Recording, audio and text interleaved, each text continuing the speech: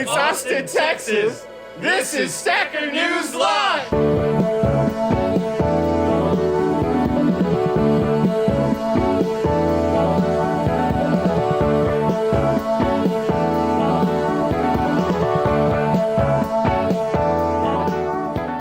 Hello, ladies and gentlemen. Welcome back to another exciting episode of Stacker News Live. My name is Car with my BFF, Gianna. Wow, yes. Finally, I get the title. How's your Friday going? My Friday is going pretty slowly, I would say. Just Why is kind that? of dragging on. Why? Why do you say that? It's just another day. Another day. How about Do you? they all run into each other for you? Yeah, they kind of do. So that's why I'm looking forward to next week when we have Thanksgiving. Are you happy to see your family and all that stuff? Yeah, I get to meet a new baby niece. Woo, doggy. Yeah. So I'm excited. That's amazing. Yeah, I'm looking forward to it. We're going to go to Mexico. Okay. So it should be good. You're going to be gone for the week? Yeah. Nice. Well, no, probably Wednesday. Yeah. Yeah. Okay, yes. But yeah, we're here. If you've never seen this crazy show before, it's called Stacker News Live. Apparently, it's the most popular podcast in history, and it's growing. Oops, I accidentally did a bad hand sign. I did not mean to do that. I'm so sorry. And what'd you do? I didn't see it. I accidentally just did the middle finger. That's just part of me. Well, that's the thing. What was I going to say? But yeah, if you never seen the show before, we cover Stacker.news, the front page of Bitcoin. Go there. There's free stats if you post and comment appropriately to the stackers. Whoa, not free. You got to put the work in. You got to put okay. So we're here to talk about your work today. You had the number. We're starting stackers. If you're listening from last week, yes, we're going backwards now. Apparently, Keyan is really into Tenet, and he wants to go reverse now. So we're going reverse. Like David Tennant? No, like the movie Tenet. Oh. He's all about reverse. Oh. Forward. I don't know. He wants to go back. Anyways, so number 5 this week was My Secret Prayer of Thanks for Ambition. This was by PlebPoet, everyone's favorite stacker. 30 comments, 103,000 sats. What's up with that? Generational changing money there. What is up with that? Alternative territory, November 19th. PlebPoet, thank you for making the trek down here, downtown. Hey, yeah. But what's this about? Well, this is about a little prayer or mantra or affirmation that I gave myself and that I use in times of inner turmoil, you may say. Yeah. And I was just writing about it and what it means. And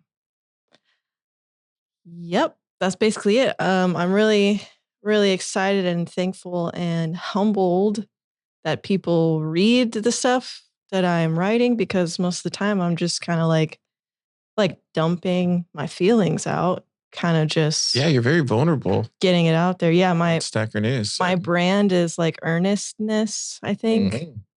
I respect it. I mean, it's tough, but I find you very inspiring whenever you share stuff like this, because it's very like you say in this part right here that I love. It says, "Now I believe this someone else is God, the creator. I think giving God acknowledgement is the first reason why this secret is useful. I acknowledge that there is more than me at work." Can you talk a little bit about that? Yeah. I guess that's just like, it's helpful for me to kind of like identify and like acknowledge that God exists, because if God didn't exist, I kind of wouldn't know what to do with my own existence. Right. You say the second part is not always true, but saying it engages it, puts it in a different part of my mind outside the wrestling match. To be brave is to acknowledge the route is tricky and difficult, and this I know and must accept. To repeat this prayer is to take my request for strength and state it as if I already possess it. What did you mean by that? Yeah. It's okay. It's good to take your time. We are. That's fine. No, that's good. It's good. Because you're thanking him for giving you ambition. Yep. And making you brave enough to actually believe it. I think that was the first part of it that I didn't read, but yeah, like I just this is so weird. When I'm saying this to myself is when I'm like kind of feeling uncertain of my personal like path to fulfillment and creative fulfillment. What? Not success, but fulfillment. That's a very important distinction that I will argue with Keyan about. And okay, so I'm saying this to myself in like those moments, and basically, I mean, like you kind of think like that's how prayer works. Like you're kind of praying for something that you don't have, but just like the act of putting it into a request gives it to you.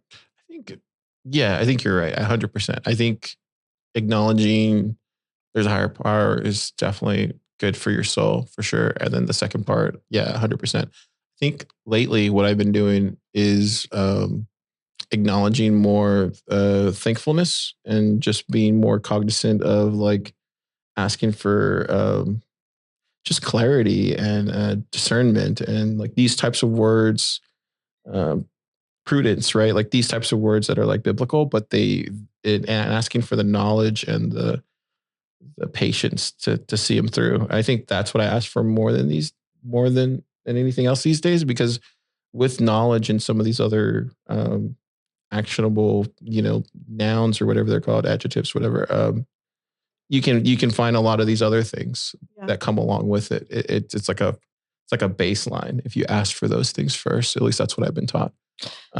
But yeah, thankfulness is good to kind of like put before any other requests too. Yeah, and then also praying for others. I think I do that all the time, every morning. So I think this is good. I think what I really loved about this was that you went out there and talked about it, because I don't think people really talk about this in the Bitcoin space. I mean, there's a lot of Christian Bitcoiners, but I don't see too many people actually pouring their heart out and like talking about prayer and stuff like that. And I think you actually like definitely have inspired me to maybe do more of this on my own blog and stuff. That's cool. Yeah, that would be cool to read about. Yeah, the top comment was from No Count. He said, "I have a similar mantra: be impatient with action and patient with results. To me, it means that life does not just have to happen to you. You can shape your life just by taking relentless action." What do you think about that? It's what, Keyan? Keyan says I would interpret it as too phallic, and that is a fair, I guess, based on something that deeper down in the comments, an argument that me and Keyan are having on this. Yeah, where is it at? But no, I think Null Count saying, I mean, I appreciate him or this account adding their own mantra and kind of like taking what it means and putting it on their own life. That's what I hope people would do whenever they read something like this from me. Not that I'm like trying necessarily to talk about myself, but really just trying to like engage the conversation of like the stuff that's kind of maybe beneath the surface that we don't talk about very much. But yeah, so like this is what Keyan What did he says. say? Say it, Jenna. What did he say? No, it's not even. But that was my initial reaction, and I think it was wrong. Was to say like, oh, like a man sees these things I'm talking about and interprets them as like progress and success and results. And that's kind of, I'm addressing this a little bit in my post, being like, what I'm worrying about is action. Am I doing enough? And to just like reframe what peace means to me is if I make progress, if I get to success, that's not actually calming to me in those moments. More stressful. Yeah. Yeah, 100%. And so this whole post was about like, how do I like get back to a state of like where I'm not anxious about it anymore, and it's through this like prayer. What did you come to as far as you think it's prayer? That's the thing that calms you the most? Well, yeah, and just like the posture of this prayer is that like I'm okay with what happens today and letting that build tomorrow. Yeah. I mean, that is progress though. So yeah, I think my initial reaction to Keyan was like a little unfair, but I also just felt like Keyan was nitpicking my point of view. Yeah, really? Does he nitpick?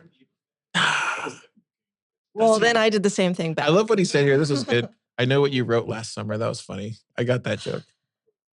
That was a funny joke. Wait, what did so you I deleted? think me and Keyan need to have an argument right now. Yeah, for free. So you deleted it though. Yeah, that honestly was an Oh, wow. accident. Did you get offended by that deleted?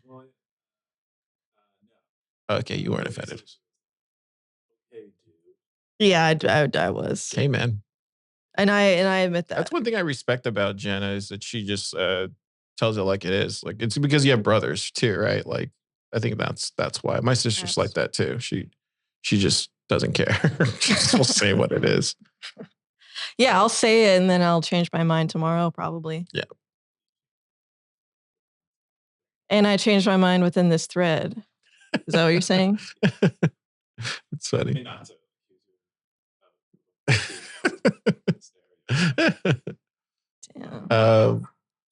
But no, this is a fantastic post. I have a question for you. Okay. Do you think it was worth 103,000 cents? Or do you think God was just blessing you? Well, God is zapping you. I mean, he might have a lightning wallet. The stats, he might have a non-custodial wallet. Because I opened up the line of communication to God through prayer, he was able to bless me with letting the sats flow. It's true. I've seen it. I don't know. That is an interesting question. But I mean, like, it's one of the highest zapped posts that I know that you've probably ever had. And then it's probably one of the most zapped posts of all time. And then on top of that, it's like a really bullish week this week. Yes. Which is crazy that you could amass 103,000 cents. Yes. It is interesting. It is something to be looked at. That it amassed 103,000 cents. Yep. Keyan thought he got hacked again. Oh yeah. Sorry. That's just it's not a hack. It's never been hacked. Never been hacked. That's funny. So you don't have no comment on if it's worth 103,000 cents. I will say this. Yeah. Go to my profile. Oh. See the kind of like way that I've been like building this sort of like maybe point of view in this like body of work. That's true. I wish we had more colorful stuff here that we could do on your profile. Only if somebody would give us some like sort of. I'm saying like there's not really another PlebPoet, you know what I'm saying? And I'm You're kind of original, dude. And I'm just trying to stay in my lane. You're kind of no, don't stay in your lane. Swerve. You're definitely original. I'll give you that. And so yeah, now you just got to stay humble. That's it. Exactly. I'm very thankful. Thank you, everyone. That's crazy. For reading and commenting and zapping. That was really nice. Did not expect it. Poetry. Look at that. Appreciate you. Yeah, thanks for coming on the show. That was the number 5 story of the week, Stackers. We're going to get Keyan back on so we can talk about number 4 story, which is her husband's doc. Oh, should we call PlebDev to the stand? We might as well. PlebDevs platform launch announcement. It was November 17th, devs territory, Bitcoin PlebDev. 7 comments, 18,000 cents. Yeah, he launched PlebDevs last week. Did you see it? It's the top 4 story. I did see it. I was here for the launch party, which coincided with the Paul Tyson fight. And I think in that fight, PlebDevs won. Yeah. Austin, do you want to talk about how your party went? And all that kind of stuff. Ooh, shocked me. What's up? Hello, Stackers. It went well. Yeah. We got decent recording. It was actually a pretty crazy launch day.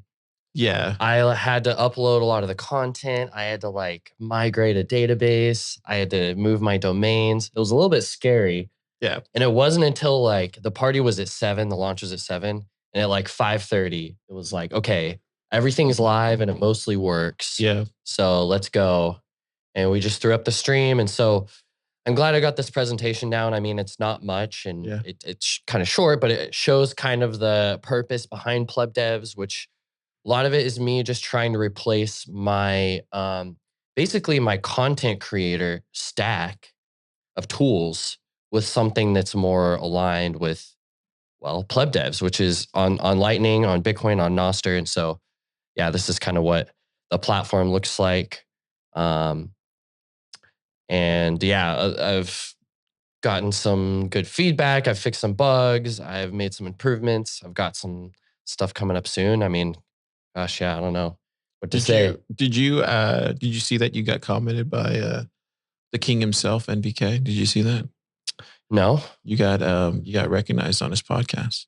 Oh, the Bitcoin review. Yeah. That was cool. Shout out to Paul for bringing me up. So high marks.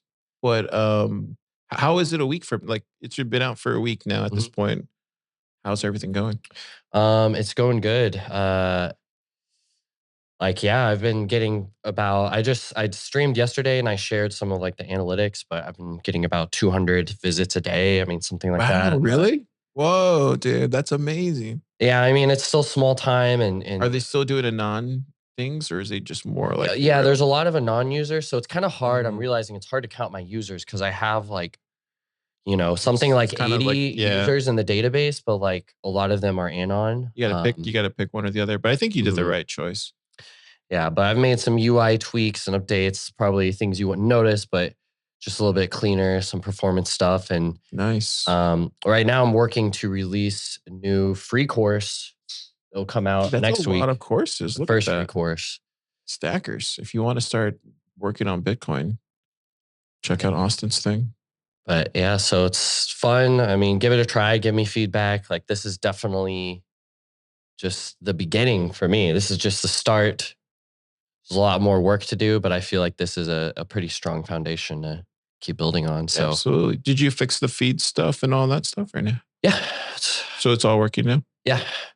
Yeah, it's still just read only for most of the feeds except for Nostr. But yeah. Awesome. So where do they go to check it out? PlebDevs.com. Nice. Yeah. Dude, thank you. What was the top comment real quick? Hang on. What paid Oh, yeah, this is a good... Wait, what happened? What was that? What? Paid courses when chain code gives them for free? Yeah, but chain code is like funded by like rich Bitcoiners. I know. So that's what you get. Who's a dick? I mean, swap market. Oh, swap. It's okay, but no, it's good because like I've been giving myself this before even any of this was solidified. Yeah. I was criticizing myself, saying, "What are you gonna sell your code? You're gonna go and sell like."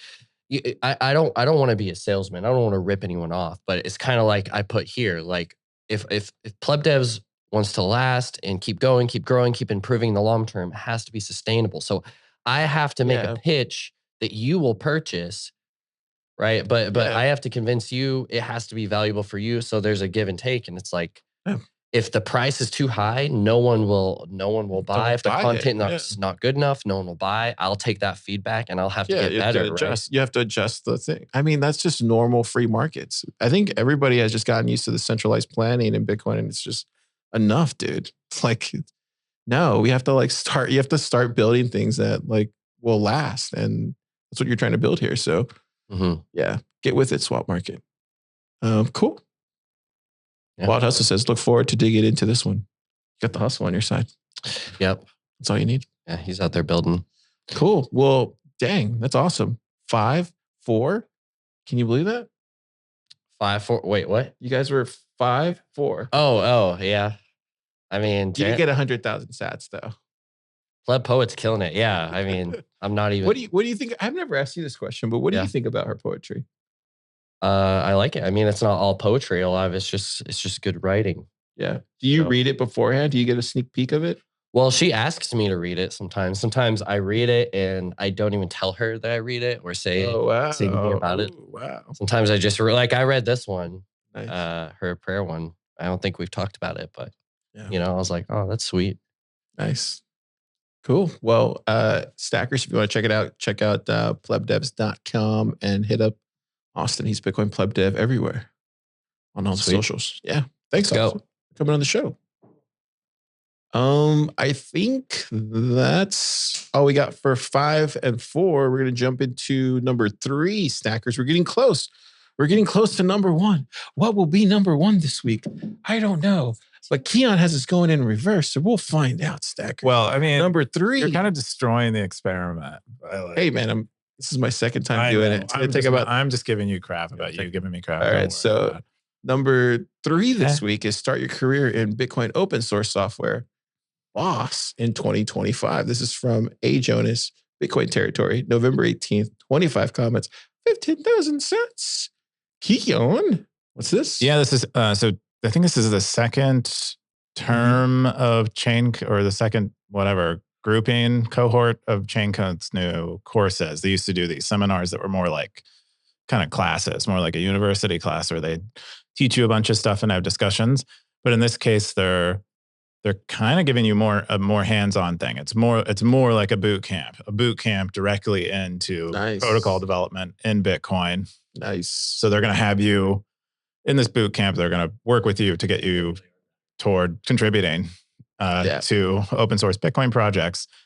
And I think it's 3 months, or no, they have a 1 month, and then they have something else. I remember last year there was somebody I knew that did it. They said there was like 200 people or something like that. Wow. It's a ridiculous amount of people. That's a lot. When I did it in 2020, it was like, I feel like they've definitely scaled up. I don't remember it being 60. this ambitious, which is cool. I think it's great. Yeah. And I wanted to say, when Swap Market said that about Chaincode giving away their courses for free, they're funded by some like, there's some like seriously rich, like, day traders who were into Bitcoin very early. So they're good. Yeah, it's a bit different. It's way different. Austin's eating a Chipotle quesadilla. trying to make a living to support his wife. You'll watch a video and he can buy a drink maybe with his quesadilla. Yeah, I mean, two different things. And this is protocol development. This is like really serious development. And I think Austin's more like app development. Actual like go out and start business development type of stuff. So both valuable, but both very distinct and different. And I think you should really do both. I think that's probably where it gets lost in the sauce for people that see it from the outside. Because I didn't even know that as a pleb starting out. Oh, that there was like a difference between. I thought protocol development was also app development in Bitcoin. Oh, really? Yeah. That makes sense that it's not entirely clear. But yeah, app is more like where the user is, and protocol is like what's under. I like way deep. I like the boss name. I like that. That's cool. Yeah, cool. That's number 3, and we're gonna jump into the number 2. The number 2. Can you believe that the number 2 top story of the week? I don't know. We're gonna find out what it is.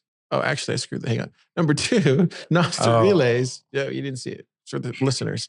Nostr relays, what gives? This is from Fiat Revelation, November 20th, Nostr Territory, 22 comments, 15,000 cents. Man, it's a lot of cents. Keyan, what's this? Yeah.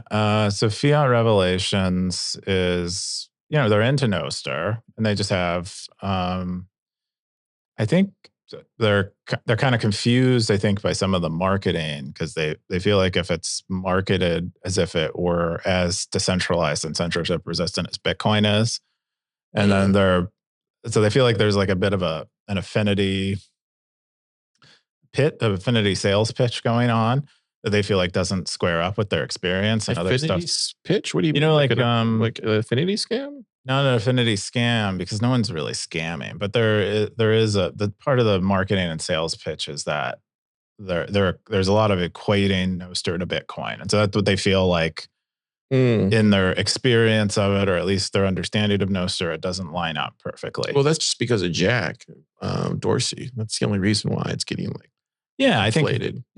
I think there's lots of, and it's natural because a lot of Bitcoiners are building with it. I mean, Austin built his platform with it. Many of the apps in Bitcoin now are all Nostr apps, so it makes a lot of sense. So he's just kind of grappling with those feelings and just kind of writing them out and asking some stackers some questions about, what's the business model for a relay? How's my privacy going to be on a relay? How censorship resistant is it actually? And we've seen these posts before. There's a really famous one. The top comment was Aljaz says the Twitter replacement narrative for Nostr is more harmful than anything else. Replacement implies that people can anticipate roughly the same. Roughly the same.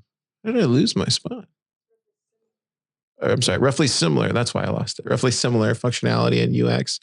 Nostr is not a product. It's a very simple and occasionally dumb protocol. What do you think? Do you think it's dumb? Yeah, well, I think if I'm not mistaken, Aljaz works on PubKey with synonym protocol, so he's very familiar with the protocol and how to position a protocol. Having working on one that I think is similar or complementary to Nostr. But yeah, I'd say that might be misleading to people to expect a Twitter-like experience. But I don't think that's not what Fiat Revelations is saying here. They're talking more so about censorship resistance and like privacy and like data permanence. Like, will their notes still exist into the future? Things that we get with Bitcoin that really aren't as well guaranteed on Nostr is kind of what he is saying. Yeah, we had Darth Coin. He says, in my humble opinion, too many people jump into the ship thinking that Nostr is a replacement of Twatter. It is not. It is more than Twatter because an open protocol, but also could be a trap for those who seek a replacement for Twatter. What's Twatter? Oh, you know what Twatter. He means Twitter? Okay, it means Twitter. Yeah. If it's not Twitter, it's it's a. What do you think about what Darth Coin's saying? I think for Bitcoiners it could serve totally a replacement for Twitter. Yeah, I think it pretty much has. Dude, honestly, like I was telling you earlier, like I was playing with the new Primal. Primal's really good now on iOS. Yeah, I mean, we could tell them a little bit about the release, but they shipped a new premium feature. It looks really good. I think it's priced better than X's Twitter feature. They have an algorithm marketplace, so you can use you can select your feed algorithm. I think the only thing I don't like on here is that it won't let you change what home feed you see first. So I see all the influencers instead of just like seeing the people that I'm following. Well, you can choose like latest with replies, latest or trending 24 hours. No, there's another tab where you can select. You can connect to another relay who has their own. That's my only gripe is I want to be able just to follow the people. No, there's as many as there are people providing an algorithm. Yeah, which is potentially unlimited, infinite. But yeah, it's really good. I even set up the wallet now too, and so this wallet works pretty seamless too as well. That's what I hear. MBK said it's the best wallet. It's custodial, right? Not the best wallet, but it's pretty damn good for. I think this is probably what Twitter should have been when Jack was running it. It should have been like this. That's what I would say. The only problem is that just never manifested. Like, this is great. I think this is perfect. I think the only thing that I think I would love to change is being able to select the home feeds. Like I don't want to start looking at influencer stuff. I want to like see what people are following. Yeah. But that's my only gripe. Other than that, it's great. I don't know. Yeah. Where do you think Nostr is in its current state right now, Keyan? I mean, I don't know. I can just your vibe on it. My vibe is heat check on it. My vibe is it's early. That's early. That's what I replied in here. Fiat Revelations and I have quite a bit of back and forth, and my general vibe is it's early. It should improve because there's a bunch of money on it improving, and there are a bunch of developers working on it. And it's just a matter of people thinking clearly about how the money is deployed, and developers thinking clearly about what people need and what they want. And yeah, and so I think it should get better. I mean, it's a very basic, bare bones protocol, and most of the way people imagine Nostr's future is that it will emerge into what they want it to be, but sometimes things don't emerge into what you want it to be. Relying on something emerging the right way is not guaranteed, but a lot of the ingredients are here. A lot of good people are thinking and working on it. And so we're seeing a lot of new talent come in. So I think once we get some new, fresh eyes on it, they'll make the next big thing. Yeah. Cool. Let's jump into the number one top story of the week. High risk, low reward. It's from Tony Giorgio, Bitcoin Territory, 7 hours ago, 11 comments, 20,000 sats. Keyan, Tony's back. Tony is back. Well, so not to Bitcoin exactly, but he made a post on He's back on Stacker News. I had the privilege of talking to Tony before, like just before this podcast started, actually, a little bit about this post and got the skinny on it. But for people that don't know, Tony was CEO of Mutiny, and they built a non-custodial wallet that ran in the browser with other, technical wizards. Ben the Carmen, who's now working on Opcat stuff, and Paul, who continues to work with Tony. But they were going after that goal of creating a great non-custodial wallet, and I think they, at some point they came to the realization that people don't, they were solving a problem really well that people didn't want solved, and that's kind of the realization that they unfortunately came to, and burnout ensued. People don't really. Tony mentions in here, people don't really want to spend their Bitcoin, and B, people don't really want to take responsibility for their funds. They'd rather use a KYC custodial wallet. And that's kind of sad for someone who holds Bitcoin's value, but he goes through his whole journey with Bitcoin, starting very early at Bitcoin companies, working on some of these early custodial wallets, and then sharing Bitcoiners' values, and then burning out with building Mutiny, burning out from the way he feels like devs and people who give a lot to Bitcoin and don't get a proportional reward feel. He mentioned it in here. He's like, Bitcoin was designed. I don't really agree with this, but it's a pretty interesting thought that Bitcoin was designed in such a way that people are going to like lay themselves in front of the bus, basically, and Bitcoin's going to chew them up and spit them out, and it's not going to. They're not going to benefit from their sacrifice for Bitcoin, but everyone else in Bitcoin will. And he just kind of wasn't into that. Didn't enjoy that feeling. Then he also felt like his skill set was narrowing, and it was getting very specifically focused on Bitcoin. And he felt like, again, the Bitcoin doesn't treat developers and people working on these hard problems properly. And so he decided that it would be potentially probably more rewarding, more fulfilling, and to go and work in another area, maintaining his value. So he's working on Open Secret, which I think we covered last week or the week before, but they're basically making it easy for you to create privacy-focused applications with a UX that they learned is, kind of optimal. Which they learned through their work on Mutiny, which was trying to do similar things. But I don't know. It's a really, like we were talking about vulnerability and seeing vulnerability in Bitcoin and Bitcoin content, which Bitcoin could be very bravado forward. But this was cool to see Tony kind of lay it out. The top comment from Noel County said, "This is what happens when you try to profit off a peer-to-peer system that kills middlemen. Most sustainable Bitcoin businesses are either a fiat state tentacle, exchanges, all this stuff, or are able to exploit a flawed deficiency in the protocol. Every profit extracting vehicle that leeches on Bitcoin, overcomplicated, less Bitcoin businesses, more businesses using Bitcoin." Noel Count tends to be pretty pessimistic in general. I think you need those types. I'm not saying he shouldn't exist. I'm just saying, to put in context of Noel Count tends to be kind of pessimistic. Kind of need that kind of flavor in there. Yeah, what did you put? That one right there? A lot of my life. Yeah, so PlebPoet here said that she commented, or she pulled out the best quote that she thinks. A lot of my life has been devoted to money, and that's one of the worst things in the world to allow yourself to be consumed by. PlebPoet said, paying attention to the lessons you learn and appreciate willingness to share them. Oh, what do I think about that quote? I think he's right. Yeah. he's right. Oh, definitely.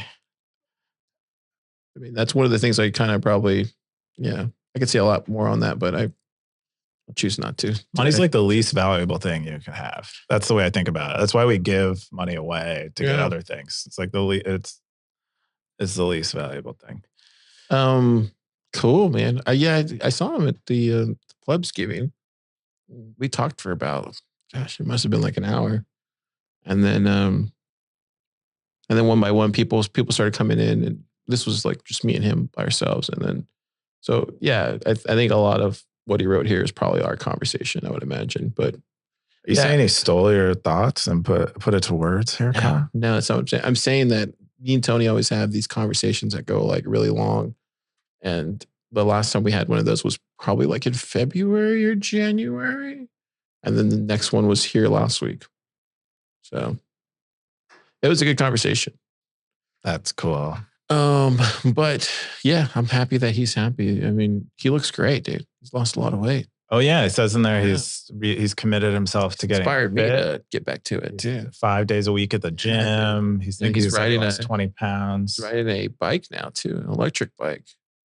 Oh, I told him, I was like, you need to swap that for a motorcycle, but well, either way, it's not really exercise, right? But it's still cool though. It's still cool. Tony's one of the coolest guys. The coolest guys I know. I remember when I didn't know him. He would ignore me. When I was starting out, he would ignore me. And then I was like, I need to know who that guy is. He's cool. But he's cool. He's like he looks like he just got off the Coachella Festival stage. He does look like he's ready to party at all times. But he's a great guy. I love that he's able to write eloquently like this too. Yes, we did. It was amazing. It was a good Friendsgiving. It's good. Cool. That's all the top. That was the top one. That was the top one, wasn't it? Dang. I think this week was a lot of reflections, right? Yeah, we're thinking back on what got us to 100K. Are we at 100K right now? Yeah, we're at 98. Okay. Yeah. Cool. We're gonna jump into my favorite part of the week. We're gonna get to Keyan's top stories. Keyan, what are your top stories? I thought this was interesting. Apex Predator Collateral. Yeah, it's kind of sad we don't have more Bitcoin projects to talk about, but some of the biggest developments going on in Bitcoin are kind of like I call it like the Saylorification of Bitcoin, the like financialization of Bitcoin, where we have, serious finance people doing things with Bitcoin now.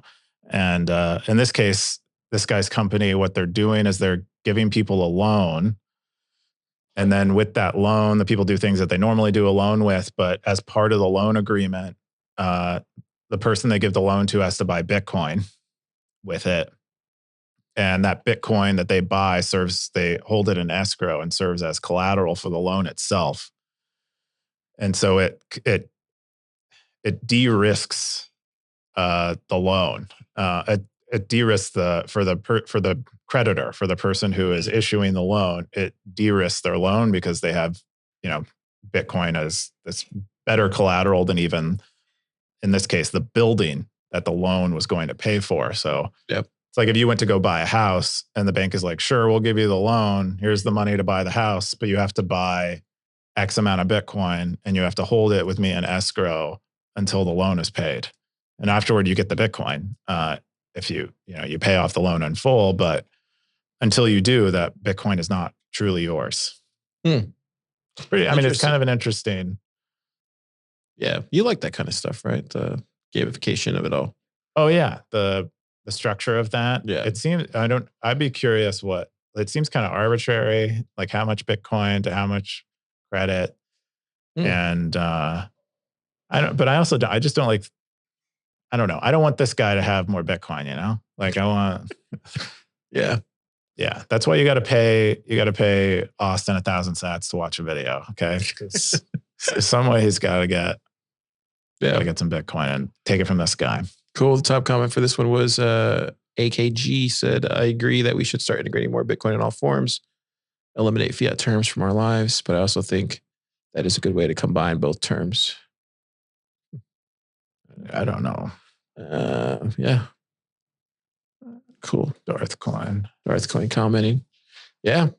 What's your next top story? Oh, yeah, that's right. Car really didn't want to talk about this one. That's why I chose this one. It's one of the ones I want to talk about. But this one it kind of prominently features PlebLab, early PlebLab, and Car's in it a lot. He has quite a few scenes, and Car doesn't want to talk about it much, but Siggy's apparently Car left a great impression on the audience, and Siggy calls Car a hero, I think, in this thread here. It doesn't wear a cape. Nope. And I don't know. I thought it was fun because he like found it, I think, independently. I don't know if it was recently released. Yeah, I thought it went away. I was kind of hoping that it got shoved away and no one was going to talk about it. It's on YouTube. Yeah. I don't know. I don't like. I've said this for the longest time. A lot of what I did back then was for my city, and it still is. And so, how do you save something? You save something by being proactive and trying to save it, and that's what I'm about. It's just impact and having impact on the people around you and your city, potentially, hopefully. If you want to hear Car talk more like that's it. Yeah. But that was so long ago, and I was going through a really bad divorce at the time. Plus, like, things were bleak.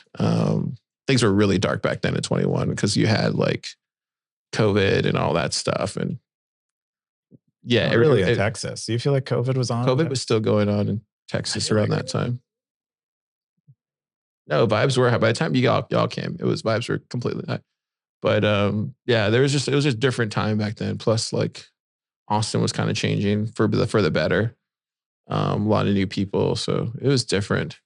But I don't need to watch something I've lived, and I never said this, but I think it took out a lot of things because I know you were in it for like a lot of stuff, and yeah, he did like a whole interview. There was one scene. No, it was like we spent like the whole morning interviewing you.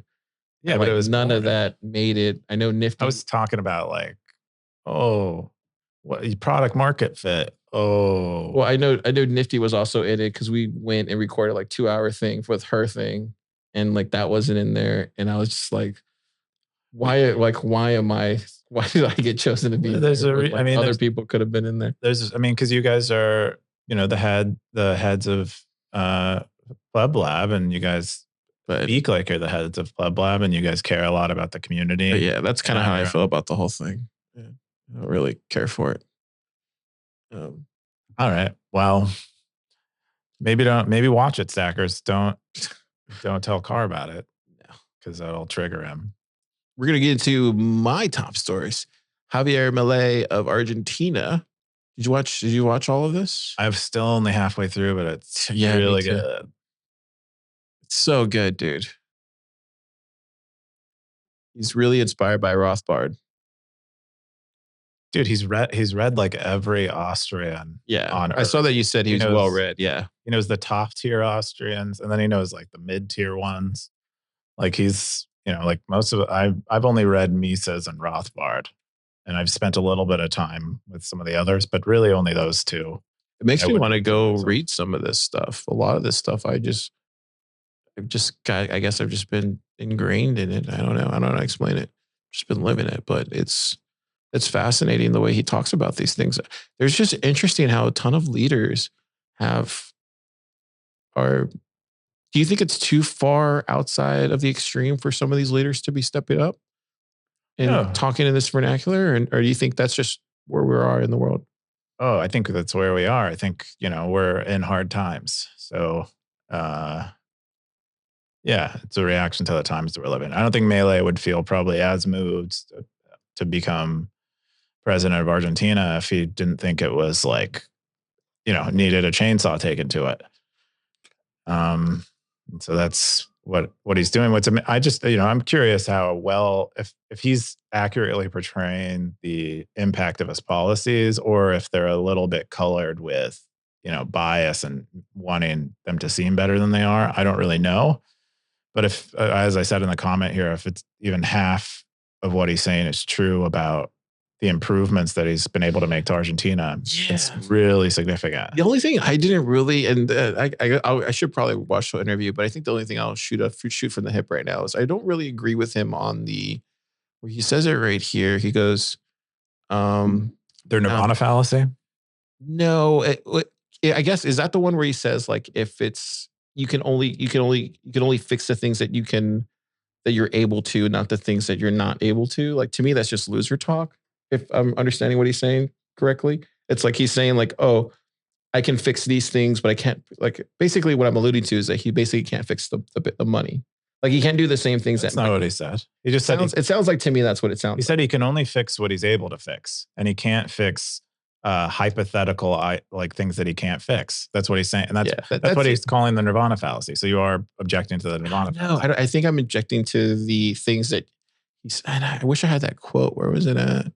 But he basically talks about how, like, if there's when you come into a position like this, there's only certain things you can fix without actually ruining the furniture, kind of thing. This is kind of the gist that I got from it, and to me, I just think that's just kind of dumb. Like, of course you can fix those things. I think you're just focusing on the things that you want to get done because you know you'll get those done. You'll get those across the goal line, but maybe these other things are probably a lot harder to get done. So he's not going to do those. That's how I picture. You're interpreted as loser talk. I think you're kind of missing the greater context, which is like, he wants to fix those things. He intends to do what he can to fix those things, but he's more aggressively fixing the things that are easy. He's like low hanging fruit first. You would go in there and axe the Fed immediately. Is that what you're saying? Car, you're elected president of Argentina. No, I haven't been to El Salvador, but when I look at that later, I'm thinking like, well, how did he fix all those? You're going to rule Argentina from El Salvador? You don't think? No, but I'm saying if he fixed, how did he fix all those things? Because I'm sure those things were just as difficult to fix, but he was able to do it. And then this guy's like, oh no, that's the line right there. I'll stay behind the line. He's not even talking about staying behind the line. I feel like you're negging him super hard. Well, I still Joe shooting from the hip right now. So I know. I feel like I'm gonna check it out. I'm still a fan. It's good for the pod. This is he addresses this in the podcast that people have this criticism of him. Yeah, I saw that. Yeah. It's not going far enough. It's just like he's like, I'm going to take it as far as I possibly can. That's basically what he's saying. Yeah, but I don't think you could fault someone for saying that. No, but he's a position of power and he's leadership. You have to take criticism. That's just dumb not to take criticism. Well, he's not saying he's not going to take criticism, but he's like, he wants them to understand his position. Yeah, absolutely. Yeah, but you have to be willing to understand other people's positions if you work for them. And I think that's why we got in this mess in the first place, because people didn't criticize him. But I love his also point of view on like socialism wins the culture war because I think he's right on that. Yeah, if you don't do anything, yeah, 100%. I totally agree with that. I thought that was really. But the only thing I pushed back on was the whole like, oh, I'm gonna fix this stuff. But the only reason I say that is because I look to what El Salvador has been able to do, and he was able to do the hard stuff on top of the little stuff. So. I feel like Javier is more upfront, and maybe that you're just you read into loser talk him being more honest than. Yeah, I need to listen to this. Okay, anyway, it's great. Staggers, definitely check it out. And then the other one I want to bring up was Saylor. So look what he basically is talking about how he went from $30 billion in Bitcoin and 60 million. Or no, not that. He's talking about how he went from. Hang on, let me see. He's saying it's like $1.8 trillion asset class. And he thinks it's going to 18 trillion. Oh no, his prediction is actually 18 trillion in market cap. Yeah. Okay.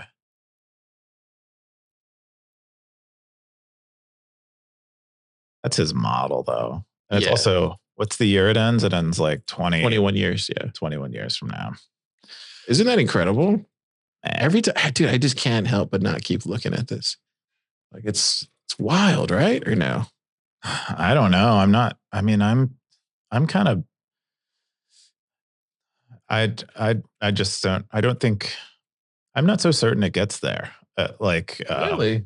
Yeah. I mean, not the way that Saylor views it, where I think this is kind of Tony's gripe, is that there's a lot of work that needs to be done on Bitcoin to get to that point. And people like Saylor are kind of like, nah, it's not necessary. It'll just happen. It's inevitable. Meanwhile, Tony and the Mutiny team are like throwing themselves under the weight of Bitcoin and getting rolled over for it so that they can make Michael Saylor's predictions come true. And I think Bitcoin needs to fork. We need to be able to fork it. We need to reach consensus. It needs to change. A lot of work needs to be done. Yeah, I mean, I'm not going to say whether it can get there or not. Who knows? No one knows. But I do think those guys, I'm pointing at Saylor, I think those guys think that it's okay if it's, if it's just paper Bitcoin. And the reason I say that is to bring this up. And Darth is the one that shared this, but this guy, Sani from Time Chain Index, said, no one is ready for the biggest hack in history. And I would say to the snackers, game's on. Look at that. So Coinbase owns 2 million over Bitcoin. 10%.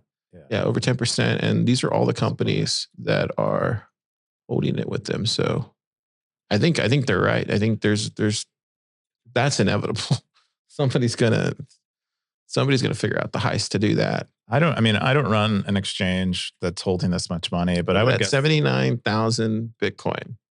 I would guess that they have an insane like multi-sig of multi-sig setup for this kind of stuff. I mean, we're here at Unchained. Yeah, Keyan's over here. Hello. Keyan's getting a package. Yeah, for the stackers at home, I think that's just a lot of Bitcoin to have sitting with Coinbase. That's just like, and I think that's the biggest. That's my only. I got 2 of them.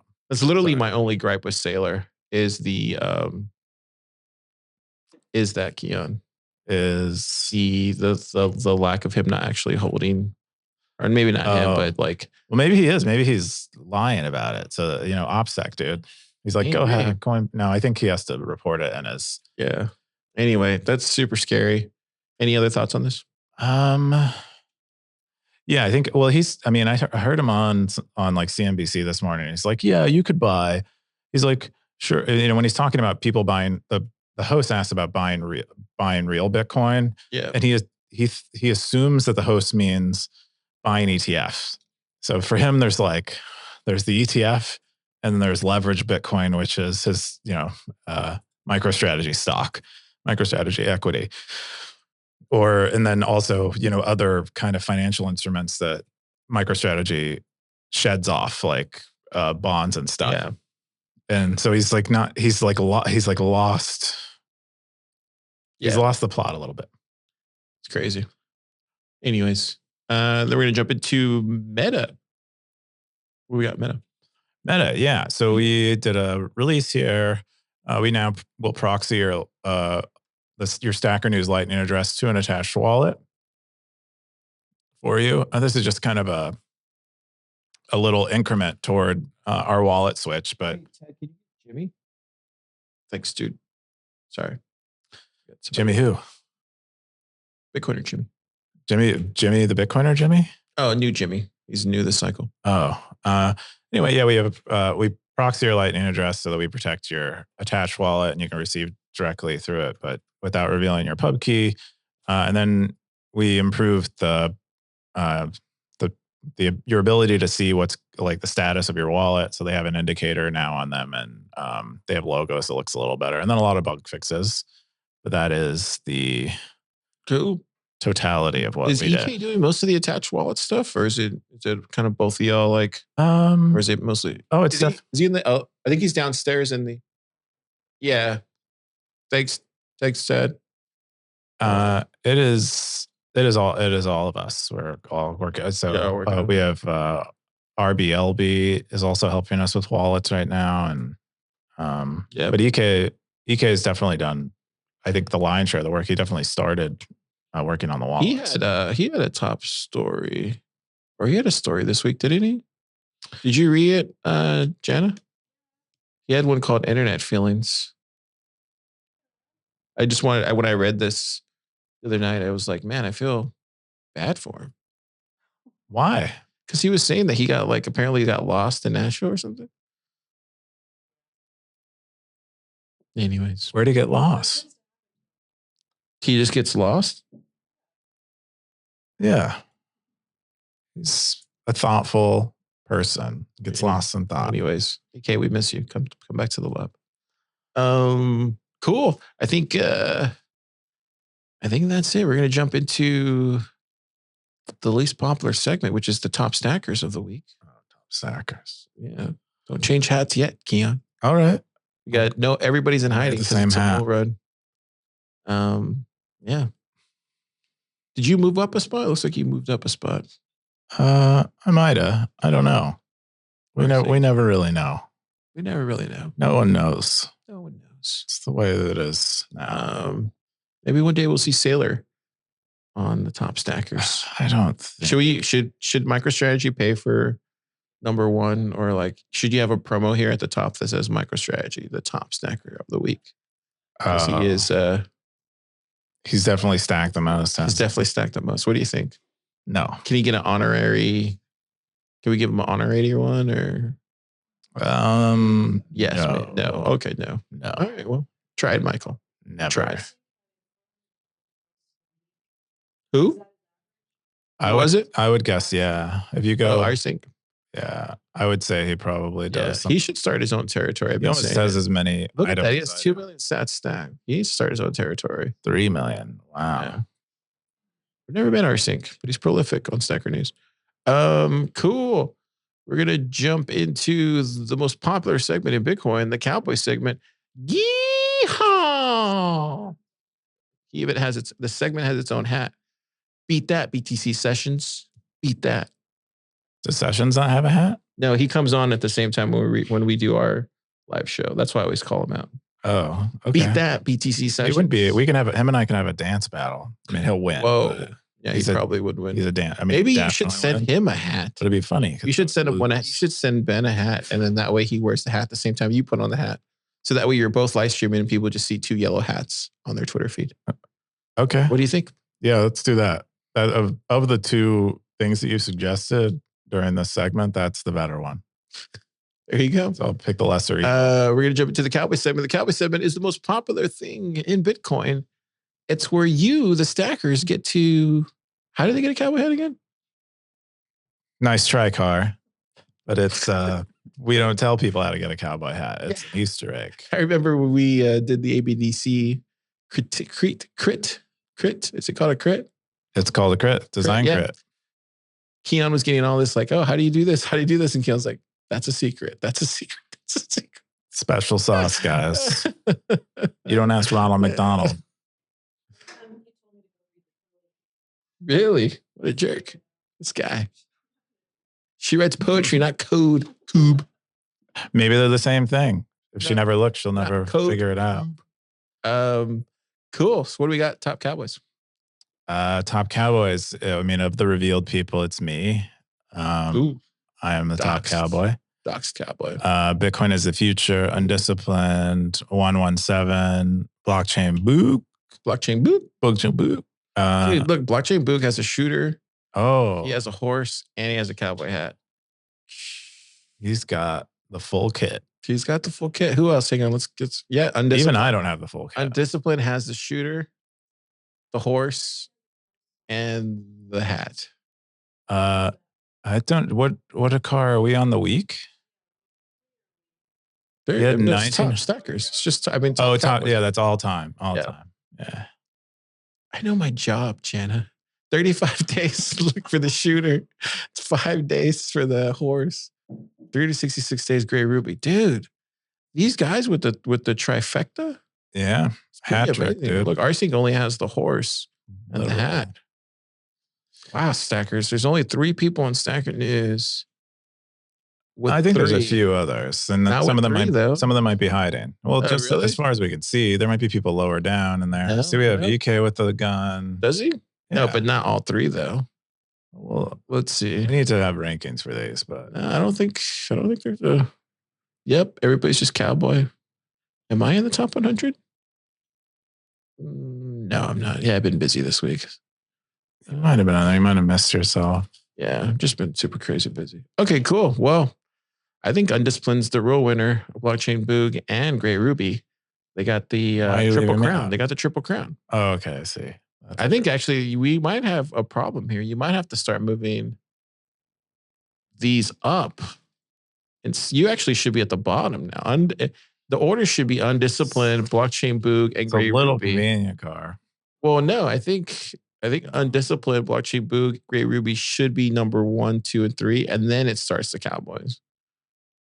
Do you know what I mean? Because they have all 3. Well, I think we're gonna have different rankings. Like we're gonna have the cowboy hat ranking. Look, Undisciplined's been 32 days for the shooter, 18 days for the horse, and then 423. Check out my gun. How long have I had my gun? Yeah, but look at that. But you don't have the horse though.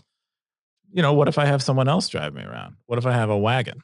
Yeah, I think you're standing on the soft sand there, buddy. But I don't think multiple horses. I have a stable. Look, even Grey Ruby probably should be high. Oh no, I guess Cowboy. Yeah, you need to figure this out. There's a problem here. All right. Well, I'll maybe take a complaint from someone who's actually on the list and maybe see what they think. Yeah, I usually jump in, but I just, it's been a busy week. Next week I'll be on the top 10. No, I have. I've been on this list. When we were playing Million Sat Madness, I was cowboying up. I mean, we're still playing Million Sat Madness every month. It's just spread out across 30 days. We're playing 3 million Sat Madness every. Cool.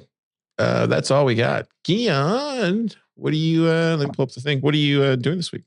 Or doing this weekend? This weekend's I don't know. My wife wanted to go to a Renaissance fair.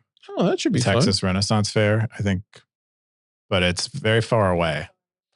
It's like 6 hours round trip. Yeah. 6 hours round trip? Probably not going to happen. Yeah. But it's supposed to be like the best Renaissance fair in the world. Where is it at? Is it in Arkansas or something? I did. Yeah. Where is it? It's in Houston. It's like north of Houston, I think. That's not 6 hours, is it? It's 3 hour drive to Houston. Oh. Yeah, that's where you just... It's a long Texas drive. You turned it into like a whole thing and get multiple drivers. So you solve that. Oh. Yeah, you could rent a Cybertruck. Self-drive. Seems to be a thing this week. How about you? What are you doing? Just work, I think. Yeah, we're going to Mexico next week. So stackers listening at home, we'll be, I'll try to get Super on the pod, but we're going to be doing a hackathon out there with the Guadalajara crew at the Hacker Garage. If you're in the area, definitely come check it out. And then, but yeah, we'll be checking out all the hackers over there, and I'll probably live stream it from over there, Stacker D's. So it'll be fun. Cool. See if we can get Super on, and he can talk some funny stuff too. Oh, I'd love to see what's going on with Super. Curious. He's throwing his own hackathon finally. It's kind of cool. What do you think? Is his hackathon different than a normal hackathon? Does he have any special requests for it or anything? No, I think they're more core. They're trying to focus more on core Lightning stuff, as far as I know. I could be butchering this, and well, because they're really Chris trying to. Is his co. Yeah, they're trying to grow more core Lightning stuff, and then he's trying to grow that community over there. Like they're trying to make it like as prolific as Austin, which would be great. We got to water the grass. We need a Spanish-speaking Austin. Yeah, trying to see if it comes up. It's not coming up. We had some good zaps. I know, but they all speak in English because we're all Anglos. It's not coming up. I'm sorry, Boog. But I know Boog had a comment, and there's a couple other comments, but Fountain's doing some stuff. Cool. Well, yeah, that's cool. That's a great Lord Vader. What is this? A Star Wars story? Yeah, it's like a. Shut up! They made this. No, it's a fan. It's like a fan trailer. I didn't realize it. Dude, don't give me hope for this. I thought this was going to come on Disney. I was like, whoa, that would have been epic. It's also 2026, so we'll like all be. What do you think? Have you seen the Gladiator trailer? What do you think about that? The new Gladiator. They keep doing this. They did. God, what's that? They're on Amazon Prime. They just released. There's Dune Prophecy, but there was a movie. Silo. It's like that movie where like the step brother and sister are like sort of like teasing each other through the whole thing, and they're like rich. Teasing each other. No, it's like it's that same generation of movie. Where they're teasing each other. What are they doing? What's the plot? They're like bad rich people, but they're like socially cool. Oh, Cruel Intentions. Yes. Yeah. Heck yes. So they made a show. No, it's because I knew Keyan would know from like, yeah, we're roughly around the same age. So yeah, I mean, except I'm young enough to be your son. No, maybe with the hat and on. your father. Yeah, what were you bringing up that? Revenant, or what would you say? Not Revenant. What? You said Tenet. Yeah, reverse. What were you saying though? They made a series out of Cruel Intentions. Yeah, is Ryan Phillippe in it? No, of course not. Is Sarah Michelle Gellar? He's like Biden's age. No. Also, she's like Jill. She was in I Know What You Did last summer. Do you remember that? I do remember that. Dude, that movie's still good. That movie's still good. I'm surprised they haven't remade that. I Know What You Did last summer. Oh. Like they remade the Screams, but they didn't remake that series with Jennifer Love Hewitt. But they shouldn't have, but they're just remaking stuff. I hate it. Well, the Scream stuff they remade is actually pretty good. But those weren't remakes. Those weren't like sequels. Yeah, I guess they were just like, continuing on the idea. Yeah. There is one show I will recommend to stackers. It's called Landman. It's on Paramount, starring Billy Bob Thornton. It takes place in Texas. It's about he's a Texas oil man. I'm tired of those shows. It's on Paramount. It's by the creator of Yellowstone. Yeah. It's like super Kevin Costner. It's super based. You saw it? Yeah. Oh, cool. It's fun. I like it a lot. If you like Yellowstone, you'll love it. It's like, it's like masculine fiction. But it's all current. Is it current day or is it like? Yes, current day. Yeah. Current day Texas. He's leasing land to extract oil from the ground from cartels and shit like that. Like some fictionalized, dramatized. Oh man, that's Texas funny stuff. You might not like it. I don't know. No, it's fiction. What was it? I watched Silo last week, dude. It was good. Season 2 is not shaping up very good. What's the first episode, dude? Yeah, but the second one came out. I watched it. Oh, you saw the second one already? Yeah, the acting is slipping, and so is the writing. Sadly. But you read the books though, right? Yes. That's probably why. No, but the first season I thought was great. Yeah, the first season was amazing. It was, but this next one, no. You don't like it? No, I think the writing is slipping and the acting is slipping. Gosh. Anyways, I'm gonna watch it. Yeah, I'm sure. To that. I'm sure that you'll like it as much as I like Matrix 4. Yeah. What was the other one? There was one other one I wanted to bring up. Oh, that's it. Dude, have you ever seen this How I Survived? Have you ever seen that? It's like on YouTube. They have like these old episodes. Have you ever seen that show? No, is it like near-death experiences? Yes, dude. Ew. So apparently like there's this show that's called How I Survived, and it's like all these near-death experiences.